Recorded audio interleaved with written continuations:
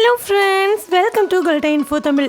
இந்த car parking அப்படிங்கிற பிரச்சனை பெரிய பிரச்சனையாக இருக்குது. நம்ம இந்தியாவில் கூட பரவாயில்லன்னு சொல்லலாம். ஆனால் வெளிநாட்டில் இந்த கார் பார்க்கிங் பிரச்சனை ரொம்ப பூதாகரமாக இருக்குன்னு தான் சொல்லணும். காரை ஒழுங்காக பார்க் பண்ணாததுனால சிமெண்ட் கலவையை கொட்டி காரை டோட்டலாக எடுக்க முடியாத அளவுக்குலாம் பண்ணியிருக்கிறாங்க.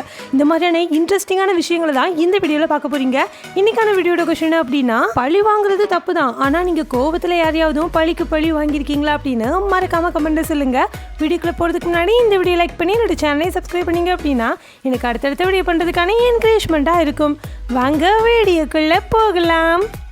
ட்ரெயின் வர இடத்துல ஒரு சில அடி கேப் விட்டு தான் நம்ம நிற்கணும்னு சொல்லுவாங்க. ஆனால் இவர் ட்ரெயின் ட்ராக் பக்கத்தில் ஒட்டியே அவருடைய காரை பார்க் பண்ணியிருக்காரு. சில பேர் நான் பண்ணுறது தான் கரெக்டாக அப்படின்னு சொல்லுவாங்கல்ல, அந்த மாதிரி இவர் இந்த இடத்துல யார் ட்ரெயினை விட போகிறா அப்படின்னு சொல்லிட்டு எப்போவுமே இந்த ட்ராக் பக்கத்தில் தான் காரை வைப்பாராம். அன்னைக்குன்னு பார்த்தா அவருடைய கெட்ட நேரம்னு நினைக்கிறேன். அந்த ட்ரெயின் வந்து அந்த காரை எப்படி அப்பளம் மாதிரி நொறுக்கிட்டு பாருங்க. பொதுவாக ஹஸ்பண்ட் அண்ட் ஒய்ஃப் சண்டை போட்டாங்கன்னா வாய் தகராறாகும், இல்லைனா கை தகராறாகும். ஆனால் எங்கே ஒரு ஹஸ்பண்ட் ஒரு படி மேலே போயிட்டு அவருடைய ஒய்ஃபுடைய காரை கோபத்தில் சிமெண்ட் கலவையை கொண்டு வந்து ஊற்றி அந்த காரை எடுக்கவே முடியாத மாதிரி மாற்றிட்டாரு. இந்த அளவுக்கு போயிருக்காருன்னா மனுஷன் அவருடைய ஒய்ஃபால் எந்த அளவுக்கு பாதிக்கப்பட்டிருப்பாரு. அதே மாதிரி இங்கே ஒரு அப்பார்ட்மெண்ட் இருந்திருக்கு. இந்த அப்பார்ட்மெண்ட்டில் இருக்கிற ஒருத்தர் எப்போவுமே காரை பார்க் பண்ணியிருப்பார். அவருடைய காருக்கு முன்னாடி அவருக்கு வேண்டாத ஒரு ஆள் இந்த மாதிரி காரை பார்க் பண்ணியிருப்பாருங்க. இதனால் ரெண்டு பேருக்கும் தகராறு ஏற்பட்டுக்கிட்டே இருந்தது.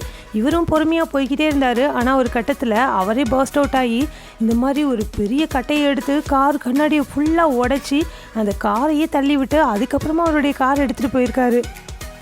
காரை ஒழுங்கான இடத்துல பார்க் பண்ணலை அப்படின்னா அனிமல்ஸ்க்கு கூட தெரியுது பாருங்களேன்.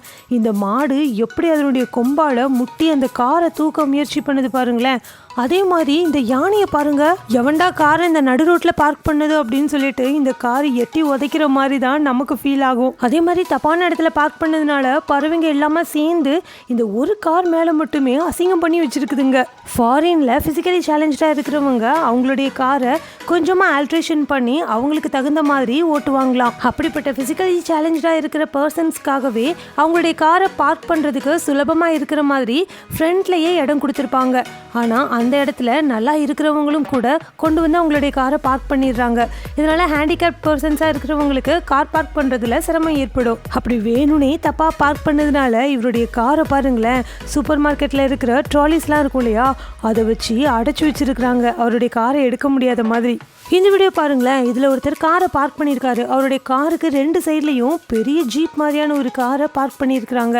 இதனால் அவருடைய காரை ஓப்பன் பண்ணவே அவரால் முடியல. இவரும் பொறுமையாக ரொம்ப நேரமாக அந்த ஜீப் டிரைவர்ஸ் எப்போ வருவாங்கன்னு வெயிட் பண்ணி பார்த்துட்டே இருந்திருக்கிறாரு. ஆனால் அவங்க வந்த மாதிரி இல்லை. அதனால் இவர் சூப்பரான ஐடியா பண்ணுறாரு பாருங்களேன்.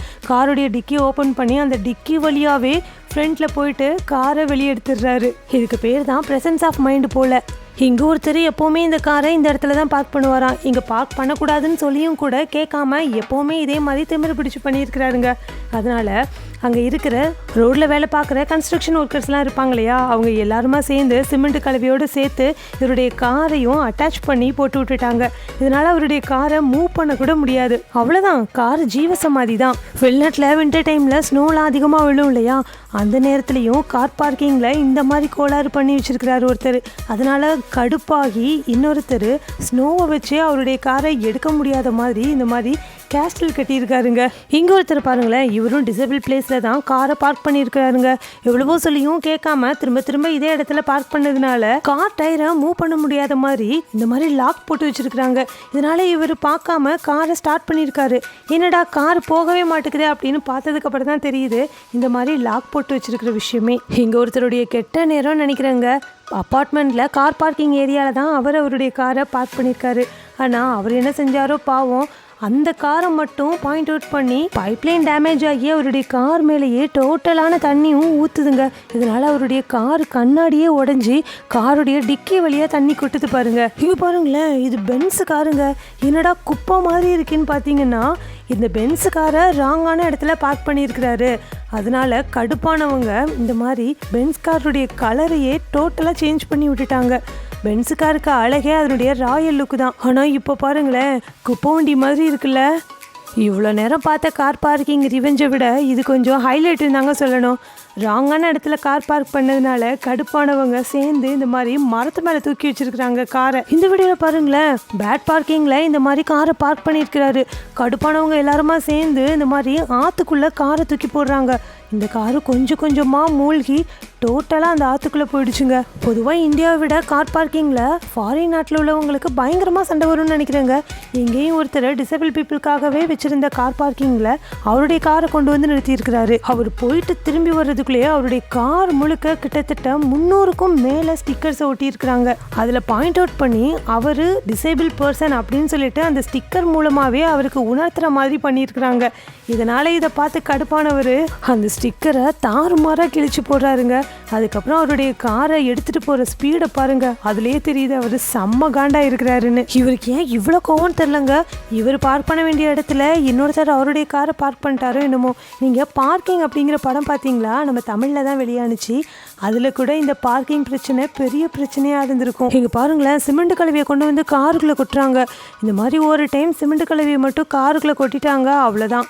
இதுக்கப்புறம் இனிமேல் இந்த காரை யூஸ் பண்ணவே முடியாது. ஸோ கார் வாங்குறது பெருசு இல்லைங்க, ஆனால் அந்த காரை ஓட்டிகிட்டு போகும்போது எங்கேயாவது பார்க் பண்ணும்போது எந்த இடத்துல பார்க் பண்ணுறோம் அப்படிங்கிறதுல ஒரு தடவைக்கு 2 தடவை யோசிக்கணும். அதுவும் ஃபாரினில் இந்த பிரச்சனை தீவிரமான பிரச்சனையாக இருக்கிறதுனால ஃபாரின்லாம் கார் வாங்கி ஓட்டினீங்கன்னா ரொம்பவே கேர்ஃபுல்லாக இருங்க. இப்போ உங்கள் எல்லாருக்கும் பிடிச்ச செக்ஷன் வந்தாச்சு. அதாங்க உங்கள் கமெண்ட்ஸ்க்கெலாம் ரிப்ளை பண்ண போகிறோம்.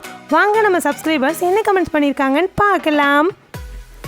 உங்களால் மறக்கவே முடியாத விஷயம் என்ன அப்படின்னு நான் ஒரு கொஷின் கேட்டிருந்தேன். அதுக்கு கிங் ரோமன் என்ன சொல்லியிருக்காங்கன்னா, நான் மறக்க முடியாத ஒரே விஷயம்னா எனக்கு முன்னாடி பிறந்த 3 சிஸ்டர்ஸ் குழந்தையாக இருக்கும்போது அவங்க இந்த உலகத்தை விட்டு போனது. நான் 4ஆவதாக பிறந்தது. அண்ட் அவங்கள இழந்து நான் தனியாக இப்போ ரொம்ப கஷ்டப்படுறேன் சிஸ்டர் அப்படின்னு சொல்லியிருக்காங்க. ஃபீல் பண்ணாதீங்க, அவங்க 3 சிஸ்டர்ஸும் உங்கள் கூட தான் இருக்கிறாங்க. சுரேஷ் என்ன கமெண்ட் பண்ணியிருக்காங்கன்னா, அவங்களுக்கு மறக்க முடியாத விஷயம்னா எத்தனை லவ்வை மறந்து போனாலும் ஃபஸ்ட்டு லவ்வை மறக்கவே முடியாதுன்னு சொல்லியிருக்காங்க. உண்மைதான். நீங்கள் ரொம்ப சந்தோஷமாக இருந்த தருணம் எது அப்படின்னு நான் ஒரு கொஷின் கேட்டிருந்தேன். அதுக்கு எய்மன் என்ன சொல்லியிருக்காங்க அப்படின்னா, அக்கா எனக்கு நான் ஸ்கூலில் ட்ராயிங், சின்ன சின்ன சாட்டர்டே சண்டே ஸ்கூல் வேலை, சுத்தம் பண்ணுறது அப்படிலாம் பண்ணோன்னா காசு தருவாங்க. ப்ளஸ் ஸ்கூலுக்கு கேப்டன்னு ஒரு வீக்கும் பேட்ச் தருவாங்க. ஸோ அதில் வந்த மணியில் எங்கள் அப்பாவுக்கு நான் ட்ரெஸ் எடுத்து கொடுத்தேன் அக்கா. ரொம்பவே சந்தோஷமாக இருந்துச்சு அப்படின்னு சொல்லியிருக்காங்க. உண்மையிலே நம்மளுடைய பேரண்ட்ஸ்க்கே ஏதாவது நம்ம ஒரு விஷயம் பண்ணோன்னா ரொம்பவே ஹாப்பியாக தான் இருக்கும். தர்ஷினிக்கு எப்போ சந்தோஷமான மூமெண்ட் நடந்துச்சு அப்படின்னா, அவங்க சர்ச்சில் ஃபஸ்ட்டு ப்ரைஸ் வாங்கும்போது ரொம்ப சந்தோஷமாக இருந்துச்சாம். சூப்பர்மா. சித்ரா என்ன சொல்லியிருக்காங்கன்னா, அவங்க எப்போவுமே ஹாப்பியாக தான் இருக்கிறாங்களாம். ஆனால் அவங்களுக்கு டான்ஸ் ஆடுறதுனா ரொம்ப பிடிக்குமா. ஸ்கூல் ப்ரோக்ராமில் டான்ஸ் ஆடும்போது ரொம்ப சந்தோஷமாக இருப்பேன் அப்படின்னு சொல்லியிருக்காங்க. சூப்பர்மா, உங்களுக்கு டான்ஸ்லாம் ஆட தெரியுமா? இதே மாதிரி உங்களுடைய கமெண்ட்டும் என்னோட வீடியோவில் என்ன பண்ண நினச்சிங்கன்னா, ஒவ்வொரு வீடியோலையும் நான் கேட்குற கேள்விக்கு நீங்கள் மறக்காமல் கமெண்ட்டில் போய்ட்டு பதில் சொல்லணும்.